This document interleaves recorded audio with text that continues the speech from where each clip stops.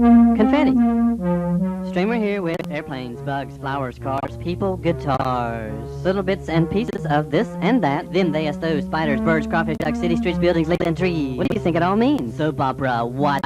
Soap opera, villains, heroes, bodywork, weird visual stuff, weird oral stuff, music, water, rocks, flying saucers, UFOs, street festivals.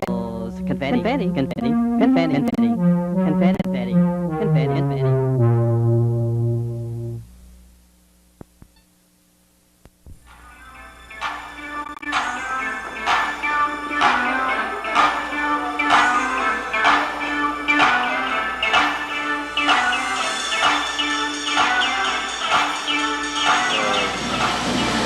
What is your name and what is this that we're doing here? Well, the name that I am acquiring is Garo Sparo. Basically because Gary Spampanato is just a tad too lengthy and wrong. So I decided to go with that one. So it's Garo Sparo. And what we're doing here today is we are giving all of my fashions from my last fashion show one last chance because the video that they were on did not do them any justice. And they deserve one last chance before they're gone forever. Reason being is because I only like to make one thing. I only like to make things that are originals. I don't like to ever replicate them so that they'll be one of a kind forever. How'd you get into this? I got into this when I was very, very young. When I was about 5 years old, I used to put on shows with all of my stuffed animals and make costumes for them and clothes. And was thought of as a very strange boy, but thank God I did it, or else I would not be here today. And when the rave scene started here back in 1990, I started making hats again, and it went from hats, and then I started to make myself some outfits, and then I started to make my girlfriend some outfits, and then I started to put on shows, and here we are today. Does the costume start from a detail, or is it like a general idea that you want it to look like? Or what I normally start from is a persona that I want to give, or a character I want the person to portray.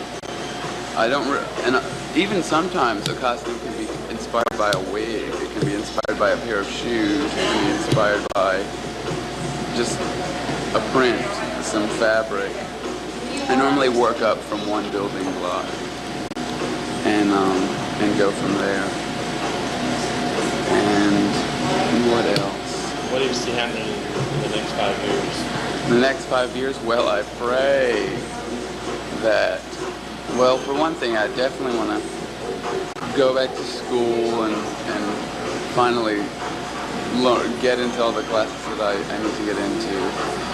I want to move to New York and try to get someone to buy my stuff. And my dream is to see my fashions on everyone in the club scene in New York. How was your fashion being received so far here in Greensboro? So far here in Greensboro, it's received very well. There isn't much of a market, but I've been doing this for years now, and finally it's beginning to catch on. I've been dressing up for raves, but now that we have Babylon and we all work here as club freaks, it's caught on a lot faster because people come on a weekly basis. We're here every Friday as the Go-Go Freaks, and I've gotten a lot more orders and stuff, but hopefully one day Greensboro will be hip enough for all this. It hasn't quite happened yet, though. So where are you from? I'm originally from Long Island, New York. That's where I grew up. I moved down here when I was, I think, 17. So I'm 21 now. And I'm very glad that I moved down here. Because if I would have stayed in New York, I probably wouldn't be doing what I'm doing today. Well, we'll let you get back to your models. Thank you so much for the short interview. Enjoy.